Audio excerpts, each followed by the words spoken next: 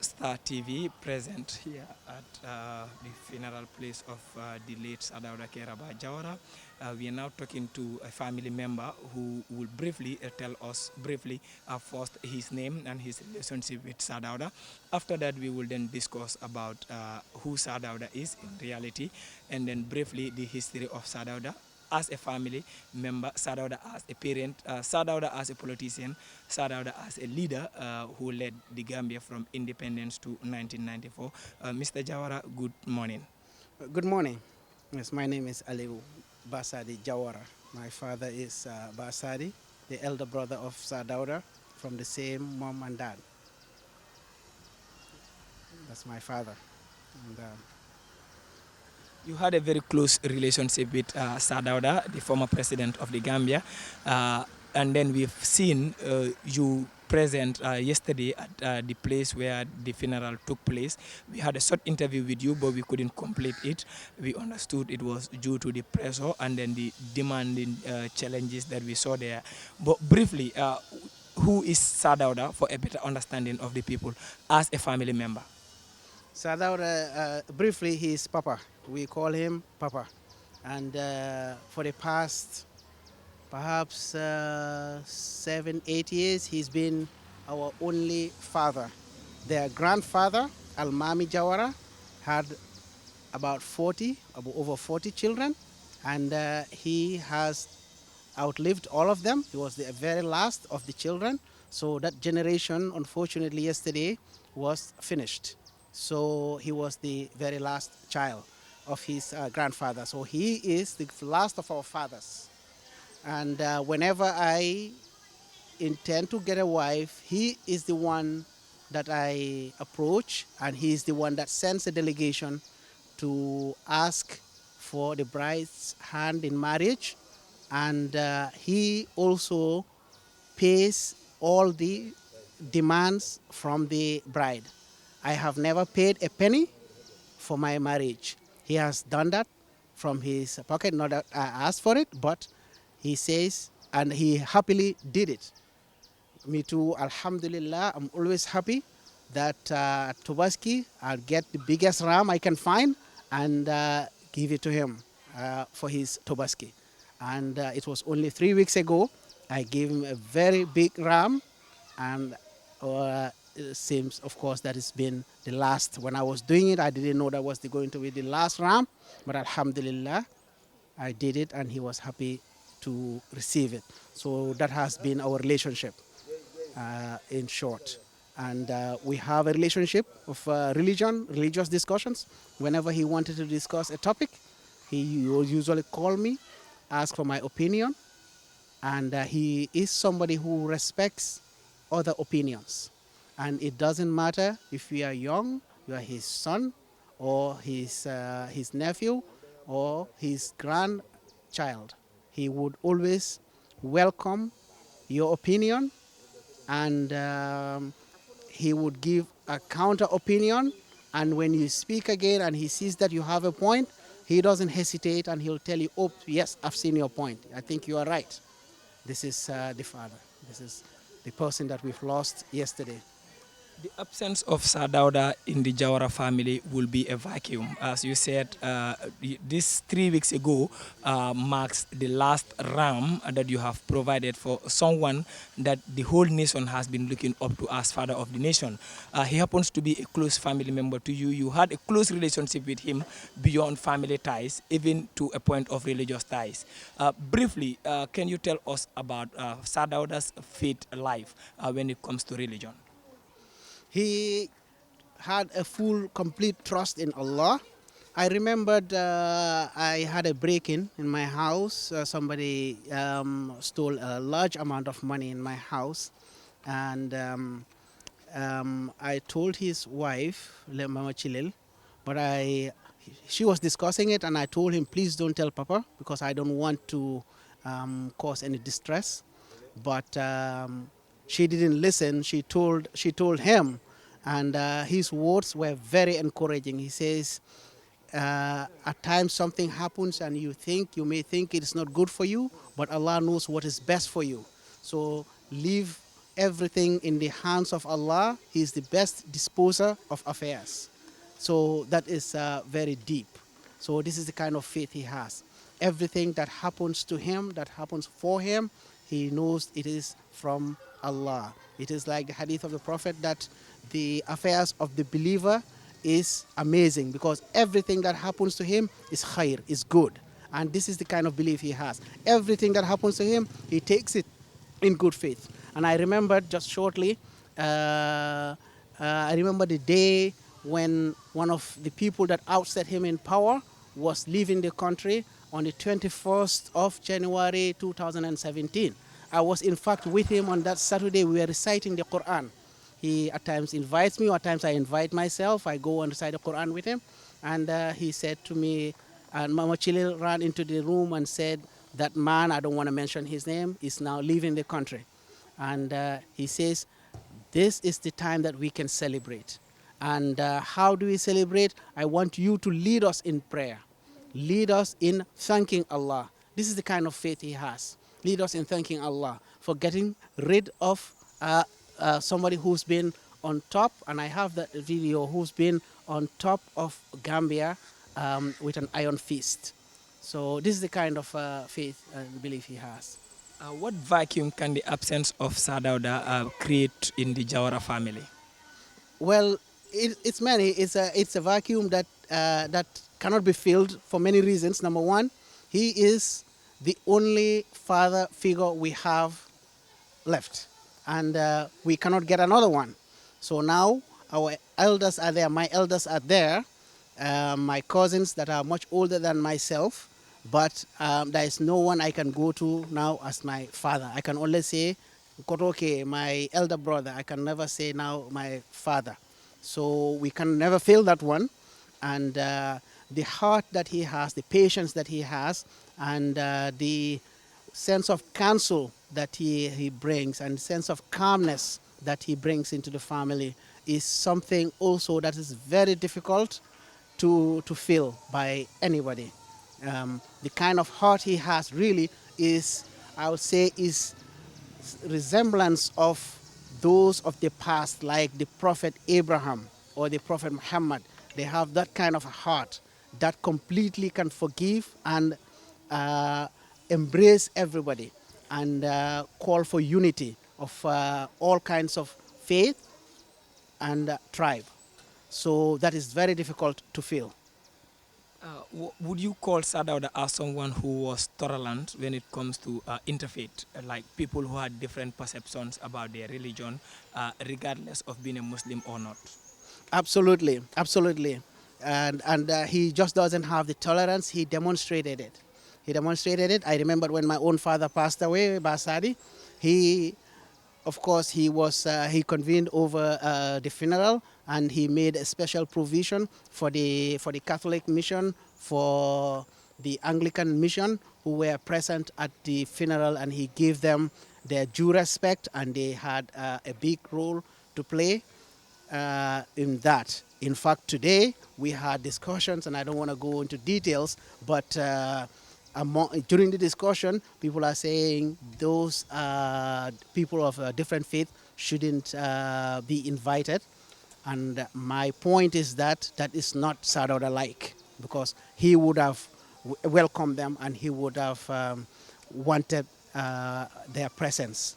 And he invited, and you will see his cabinet was full of all tribes and religions.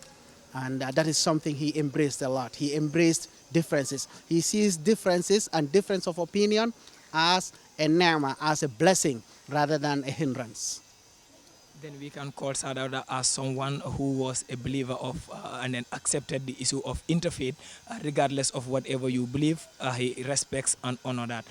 Coming down to still the issue of at family level. Sir Dawda, according to sources, had been someone who liked the recitation of the Holy Quran. According to some of the sources that we got, is like he's someone, before he goes to work, when he was president, regardless of his position, he always recites the Holy Quran before going to work. What can you briefly tell us about that? Yes, in fact, his Secret Service agents did tell me this. They confirmed this. He was somebody who would wake up very early, 4 o'clock in the morning, and he would recite the Quran until Fajr, and he would exercise. That's something. Physical exercise is something that he did, and until very recently, he had an exercise bike in his hall that he used. And I actually asked him, "Do you still use this?" And he says, "Yes, of course." And he recited the Quran, and he has copy of the translations of the Quran, and he would check which translation is best. You know, he has Dr. Mohsin's translation, and he has Pictol, and he has Yusuf Ali, and he would you'll find all of these on his table, and he would check and discuss, and he loves to discuss, and he doesn't see himself as Mr. Know-it-all, and he would like your opinion on things, and he really welcomed my opinion, and most of the times he was right, but whenever I am right, he would see my point, and he would agree to it. And the last time I read the Quran for him was on Monday.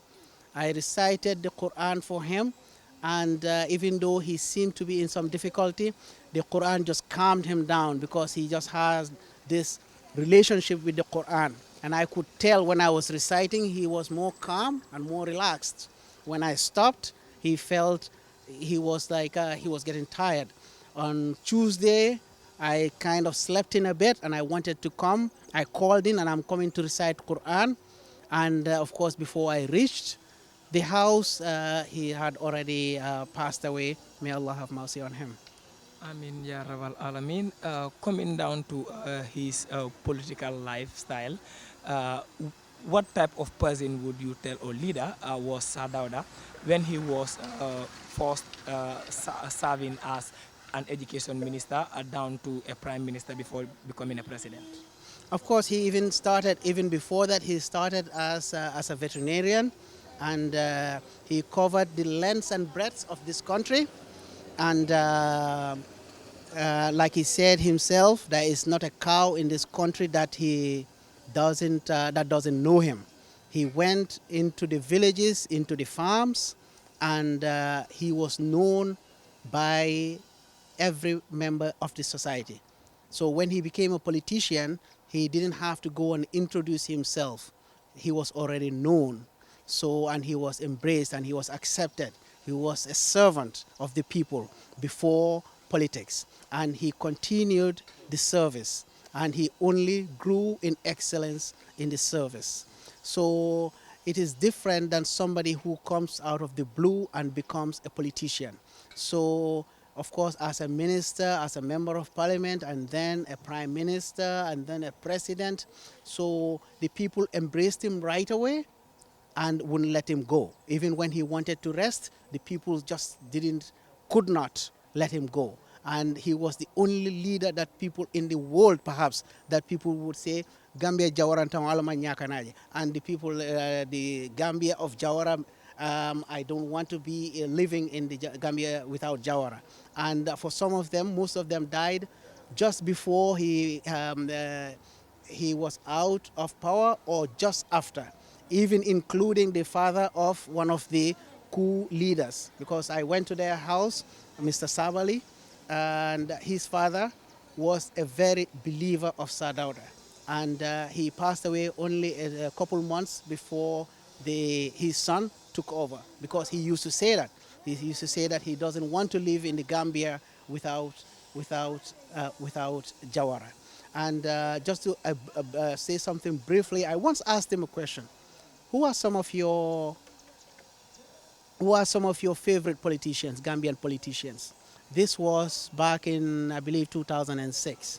And surprisingly, but if you know him, it's not surprised that he mentioned mostly his opponents, his political opponents, like P.S. Njai, like Sharif Mustafa Diba. This is the kind of person he is, and he takes them as his favorite politicians. And he was very wise also not to mention any of the current politicians at the time, because they are not far from error. You see, until your time is over, you are never far, you are never immune from going astray. And his immense intelligence and wisdom is beyond what we can explain, really. He has a great deal of wisdom. A common proverb, Gambia Jawarantango Alama Nyakanaje, had been more or less a slogan that many people believe, leading down to what happens in 1992 in LRR when he wanted to step down. So many people believe Gambia, in the absence of Sir Dawda, would be a Gambia in a mess. But coming down before to 1992, before Gambia took independence, a good number of people believe a small nation like the Gambia, with the then population that we had, there was no necessity to get or claim for absolute independence. Sadauda and colleagues believe that Gambia could have transformed itself to compete among bigger nations who attained their independence to actually emerge exemplary countries, and this happens. What could you tell us was one of the zeals or the motivating factors behind these young people then having that belief that they can actually move the nation to where they took it? Yeah, like he said, impossible is nothing, and everything is possible. So, and he believes in this, and he believes that, um, what, despite all the odds, he believes that it is possible, and Gambia can lead itself, can lead to independence, and without his vision on that day, perhaps it wasn't going to be possible. Because if people had listened to their hearts and to what was probable, they wouldn't have gone for independence. But he knew that it is possible. Like, he is someone who is beyond his age. He is beyond his years. He sees things that nobody else around him can see. And um, I once took some orphans to him, and the way he was joking with these orphans and telling them that life is absolutely fine, enjoy your moment, and take your learning seriously and enjoy every moment of your life, And no, and these are the people. Most of them don't have a mother or father, but he just showed them that everything is perfectly fine. Like I say, he is a true believer, and it's also because of his faith in God, in Allah, that he doesn't see any bounds. If you have your trust in Allah, there is nothing that is impossible. So he wouldn't listen to that. He wouldn't listen to perhaps his own heart telling him that this country would not be able to stand on its own. But he had this belief and he pushed for it, and we all see what happened.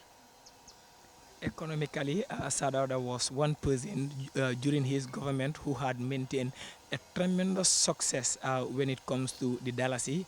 Then, according to narrations, even people who had been to Mecca for Hajj can even exchange the Gambian Dalasi once they are in Mecca. Not to talk of countries like Senegal or within the sub-region. Can you tell young people of this generation when it comes to respect for rule of law as means of transforming the economy? Yes, of course, when there is justice, there is also blessings. These things go together. So you respect human right and respect the rule of law. And these are two things that are very dear to his heart. He really believes in the rule of law, believes in human rights and human dignity. To the point that I remember when even one of his cabinet members or high-ranking officials were to be sacked due to malpractice, he calls them or sends them one of his confidants and says to them in a very nice way, please ask him to resign, or he will tell them, please resign. So you would go public and say that I have resigned because of health reasons or whatever. And he tells them, if you are embarrassed, a lot of people will be embarrassed. So many people do depend on you. And I can guarantee you that there are other jobs apart from this one. So you resign, and a few days later, a few weeks later, that person will be given another position where he would survive, because not only his survival, there are also dependents on him. And he believes in this. Not because of your mistake doesn't mean that all those people that are dependent on you should suffer. And he believes in this. And if you do this, naturally there is justice established, and there is blessings. So the Dalasi was blessed, the country was blessed, the country was easy, was nice, and the people that lived during that time can only remember good things. It was one of the nicest places to live in the world, let alone Africa. So these are some of the things that, and of course, when it really was tough and he had to do economic recovery program back in the 80s, he did it so successfully that the economy bounced back. You know, it does with intelligence and having the right people, and knows how to choose also the right people to help him propel the country forward. Gambia was one of the countries where feeding was absolutely cheap. More specifically when it comes to stable food like rice, like sugar, more often when it is approaching Ramadan. These are things that we have lived and witnessed. What do you think was the main zeal and the motivating factor behind that in his government? Yeah, of course. Like I say, he was very close, and people shouldn't forget this. He was very close to the farmers because he was a veterinary surgeon that traveled the length and breadth of this country. He met almost every cattle in this country. By doing so, he met every single farmer. He traveled this country, the length and breadth, and he knew the problem. And you can see that when he went around, when he visited places, you can see how close he was with people, and he knew their need. And when it comes to providing staple food, and of course there was aid from Japan and other places, and he made sure these things reached their destination. They reached the people that actually needed them, and not just to store them somewhere and sell them or to give them to whom you choose, like his successors did.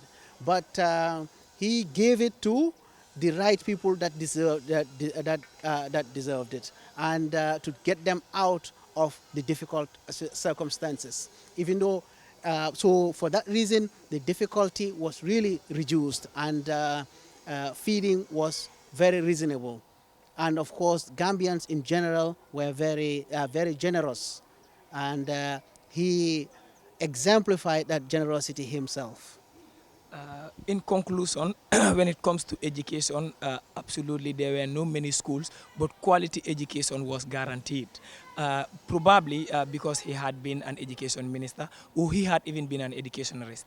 But what would you advise the people of this generation, younger people, more specifically, as that was the main factor towards quality education? You know, one of the things, he believes in quality over quantity. So he pushed in for quality education and quality lifestyle.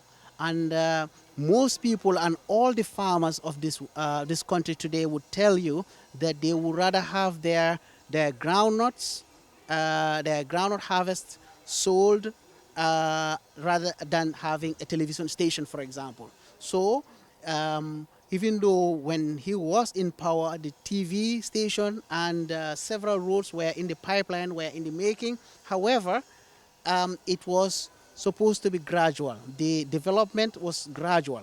And whatever was developed was solid, was on a solid foundation. And it was not emotional or a quick fix scenario. He believes in gentle growth. And they started from the depths that they started from was there for all those people who were here during the colonial years to tell. However, they produced and gave quality education that even without saying the numbers was not there. However, let's not forget the population also was not that much today. However, the quality of education was there for all to see. And he encouraged, like I said, he took these young boys that I took to him for advice, just to visit, a courtesy call, but he wanted to give them very good advice. And today, they are all memorizers of the Quran, and it is very emotional that these boys sat down all night on Monday night praying for him, and all night last night, Tuesday night after his death, also praying for him. Because they remembered how close, they call him our friend.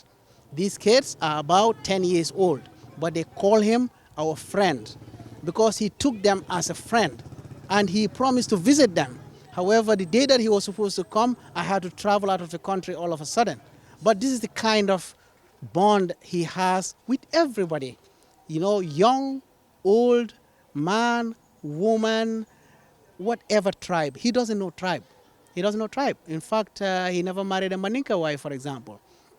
And yes, and he will speak whatever, whenever you come to him, he will speak with you the language that you are most comfortable with. If that is Fula, he will speak with you in Fula, or Mandinka, or Wolof, and this is the kind of person he is. Coming down to the final part, we will now be looking at Sir Dawda as an administrator. More often, when you talk about Sir Dawda's administrative legacy, some people will tell you he had more or less borrowed every ideology from the then colonialists who are the British. But what type of administrator would you tell us about Sir Dawda? Yeah, of course, you don't have to reinvent the wheel. And he is somebody that will listen to everybody and put together the best form of administration. And the British administration was here, which, like you said, he served under as a minister of education. So when he became prime minister and then president, he just didn't cancel everything from their administration, but he took the good and changed gradually what he saw that had to be changed. And this is what he is. And he is just an exemplary leader that don't come around very often anymore. Who knows when we'll ever see such a leader again. We do pray, though, we see leaders like him for the interest of our nation. More often than not, when you talk to elders who witnessed yesterday, that was during the leadership of Sir Dawda, they will tell you he was a man of his words. Once he is committed to anything, he ensures that he goes all out to do that. And then one of the reasons, like people will tell you, was he hardly make pledges. But whatever that he wants to pronounce, he must wait and confirm to ensure this is attainable. Could you confirm, or you can see you have seen things in a different view? No, he is. In fact, one slogan that he is known for is like he says, Mba Jubela, which means we will see, we shall see. He never gets himself committed, and this is very important. So whenever he goes round and people ask him for things, and he tells them, Mba Jubela, you know, we shall see. And he does see, and he has an open door policy. So people from all parts of the country would visit him, and he will give them an update. And whatever he can do, he will do. But, you know, you do it based on solid foundation. Again, you don't just do things out of reactionary. He's not reactionary, and he is not emotional. He's not somebody that just changes emotions. He becomes, he doesn't go too high, neither does he go too low. He is very moderate a person. What advice, in conclusion, finally, would you want to give to young people who are looking up to politics or administration or any form of leadership as a career in the near future? As a first and foremost, I would say read his biography, lead his lifestyle, and let's try our best to leave his legacy and make sure it is known to the next generations, that everybody know how he did it. You know, some of the most improbable things that became possible, and that became absolutely possible. So if we follow and read his lifestyle, and we'll take a lot of lessons from that. It is rich of valuable lessons for the current politicians and future politicians. That was Mr. Jawara. Mr. Alieu Jawara is a family member to the late Sir Dawda Kairaba Jawara. This is just a short interview that we had with him as part of issues that we can really remember Sir Dawda to be. As a family member, Sir Dawda as an administrator, Sir Dawda as a former politician, and Sir Dawda as the father of the nation. This is something that the Gambia will continue to remember. Thank you.